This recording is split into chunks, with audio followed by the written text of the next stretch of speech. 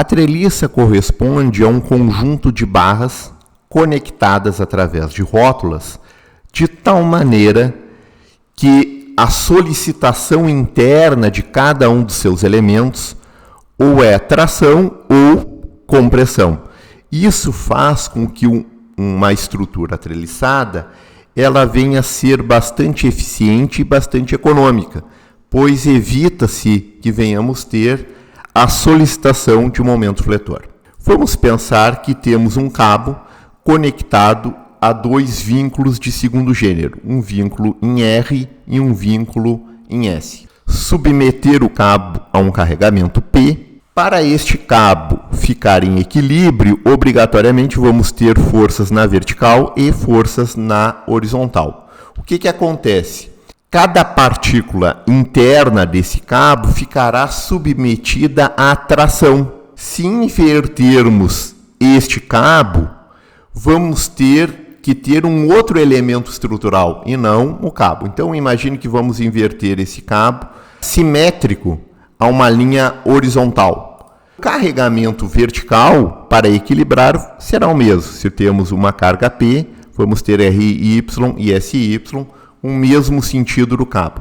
Mas esse elemento estrutural, ele ficará submetido agora à compressão. Então, ele deverá ser um elemento rígido. Se invertermos este elemento na horizontal, o sentido das forças de reação na horizontal também vão ficar invertidos, porque agora o elemento estrutural ele vai gerar uma força que tenderá a se afastar da parte interna, que é a força de empuxo. Para resistir a esta força de empuxo, esta força lateral, vamos ter que ter um Rx e um SX. Então, a gente pode pensar o seguinte: se removermos um vínculo de segundo gênero e inserirmos na parte interna um elemento que venha absorver este empuxo, a gente pode inserir na parte interna um cabo, ou seja, um tirante. Então, para absorver esse deslocamento horizontal, desta forma, esse SX, podemos remover este vínculo de segundo gênero. Esta caracterização é a unidade básica que designamos de treliça. A unidade básica da treliça corresponde a um triângulo. Com isso, a gente pode conectar aqui mais duas barras, e com isso podemos ter vários elementos conectados formando a estrutura treliçada. Ou seja, o triângulo é a unidade básica, pois é um elemento estável, ou seja, tem equilíbrio. Temos aqui um vínculo de segundo gênero e um vínculo de primeiro gênero. Vamos ter 3 equações de equilíbrio e, com isso, a gente consegue determinar as reações. A ideia, então, é verificar os esforços internos da treliça. Aqui temos um diagrama unifilar dessa treliça. A gente verificou que as barras estão conectadas nas rótulas, então é importante que todo o carregamento sempre venha ficar inserido na rótula, pois se essa força, esse carregamento e as reações também inseridos na rótula, não há transmissão de momento fletor e nem esforço cortante. O que seria esta questão da rótula? Então vamos inserir aqui uma espessura para estas barras. Então, o que seria esta questão da conexão das rótulas? A rótula seria como se tivéssemos em cada um destes pontos daqui um pino, e estas barras ficassem conectadas nesses pinos. Então, a barra, ao ficar conectada neste pino, a localização deste pino é que designamos de nó. Então, o nó corresponde onde ficará caracterizado a rótula. Então, o que a gente vai pretender obter? Obter as forças internas de cada uma destas barras. Desmembrar a treliça, conforme realizamos aqui, e neste desmembramento vamos atribuir forças. Então, se temos um equilíbrio de toda a treliça, a gente vai também procurar verificar o equilíbrio interno. Partir no sentido de equilibrar cada um dos nós. Então temos o A, o B e o C. Então vamos pensar aqui neste nó C. Quais as forças que agem no nó C? Temos o carregamento peso e temos esta força. Que força é essa? É uma força interna. É a força da barra em relação ao nó. Então temos a força, em um primeiro momento, a gente pensa que esta barra está tracionando o nó. O nó, da mesma forma, traciona a barra. Então, todos os elementos internos vão funcionar ação e reação, ou seja, uma interação da barra com o próprio nó. Da mesma forma, esta barra marrom, ela está sendo tracionada pelo nó por esta força. Da mesma forma, esta barra traciona o nó através dessa outra força daqui. A gente pode caracterizar que há uma interação entre o nó e a barra. Desta maneira, a gente pode pensar o seguinte, que a gente sempre procura estabelecer as forças saindo do nó, tá? E depois a gente vai conferir. Se a força estiver saindo no nó, significa que a barra está submetida à tração. Porque se a barra puxa o nó também vai puxar a barra. Então significa que esta barra estará submetida à tração. Então, em um primeiro momento, não sabemos se a barra está tracionada ou comprimida. Então, a gente sempre vai estabelecer desta forma. Mas aqui, a gente pode fazer uma análise melhor. Então, a gente pode observar o seguinte, que no nó C, obrigatoriamente, para este nó estar em equilíbrio, eu tenho que ter forças em sentidos opostos. Ou seja, eu tenho que ter uma força na vertical e, obrigatoriamente, para equilibrar aqui, significa que essas forças estão saindo do nó. A gente utiliza esta primeira análise, mas a gente percebe o quê? Que para estar em equilíbrio o nó C, as forças têm que agir em sentidos opostos. Ou seja, se realizarmos a representação de um polígono fechado, a gente vai perceber que este polígono fechado, para ele fechar, essas forças têm que agir nesse sentido. A gente faz essa primeira análise e vamos perceber que essa treliça, vamos ter forças entrando no nó.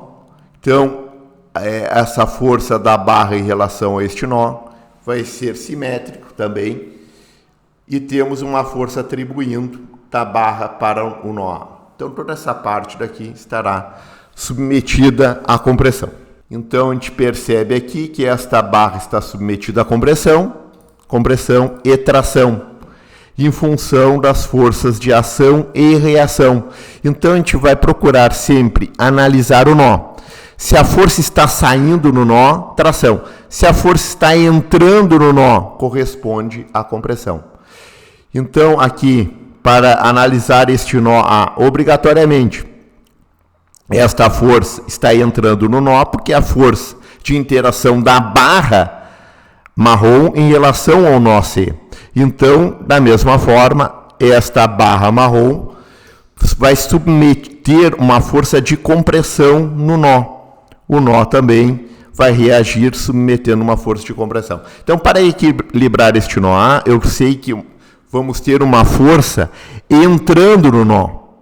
Então, temos esta força entrando no nó. Uma força horizontal é zero, não temos carregamento na horizontal. Uma força em Y, a força que vai agir nesta barra daqui, a gente percebe o seguinte, obrigatoriamente vamos ter uma força saindo no nó, para ter um polígono fechado. Sabemos que o polígono fechado, se temos início e fim de cada um dos vetores força e realizamos esse fechamento, a resultante é zero. Então, significa que esta força está saindo do nó. Está saindo do nó, significa que essa força daqui é a força de interação da barra no nó. Então, vamos ter uma força de interação do nó em relação à barra, que vai puxar a barra. Então significa que esta barra está submetida à tração. Temos vários exemplos, tá, de aplicação das treliças. Podemos ter a treliça aplicada na construção de telhados. Um exemplo, temos telhado de 2 águas. Então designamos aqui a treliça Prate e a treliça Hall. Treliça Prate, temos estas diagonais, todas essas diagonais, quando elas tendem uma convergência na parte superior. Então, se temos um carregamento vertical, essas barras elas ficam submetidas à tração. Temos aqui, então, algumas denominações que podemos caracterizar na treliça. Essa parte daqui é caracterizado como banzo superior. Temos essas retas na vertical. Essas barras na vertical correspondem a montante. Então, todo montante estará submetida à compressão, o banzo superior também à compressão, e esta parte inferior, o banzo inferior, submetido à tração. Da mesma forma, agora as diagonais elas convergem na parte inferior, e ao ter esta convergência, se caracteriza que todas as barras ficam submetidas à compressão. Então, quando temos uma barra com 2 forças aplicadas na direção desta barra, significa que, se essas forças forem elevadas, vamos ter um encurvamento desta barra, que é caracterizado fenômeno de flambagem. Então, evita-se caracterizar nesse sentido. Treliças caracterizadas aqui, aplicadas na questão de pontes. Então, da mesma forma, treliça Prate. Nesse caso, quando os banzos são paralelos a essas diagonais, elas vão ficar submetidas à tração. Banzo inferior, tração, banzo superior, compressão.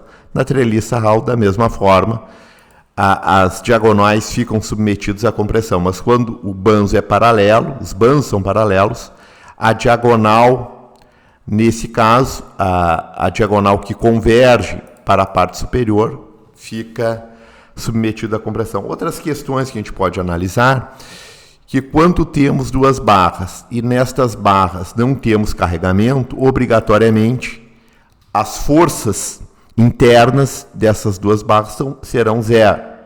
E nestes 3 elementos conectados, eu não tiver nenhuma força na rótula, obrigatoriamente estas 2 barras estarão em equilíbrio e esta barra terá a sua força interna como sendo 0. Então, temos vários elementos aqui. Um exemplo, se essa treliça estivesse engastada, estas 2 barras têm um valor 0.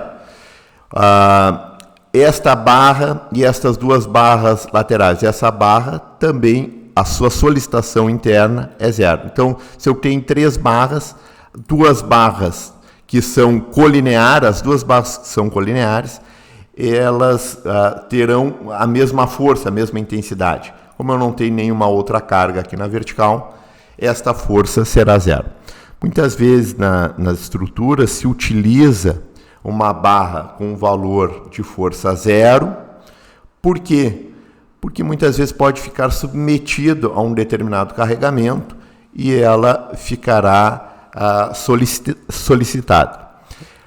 E muitas vezes para caracterizar uma rigidez em toda a estrutura.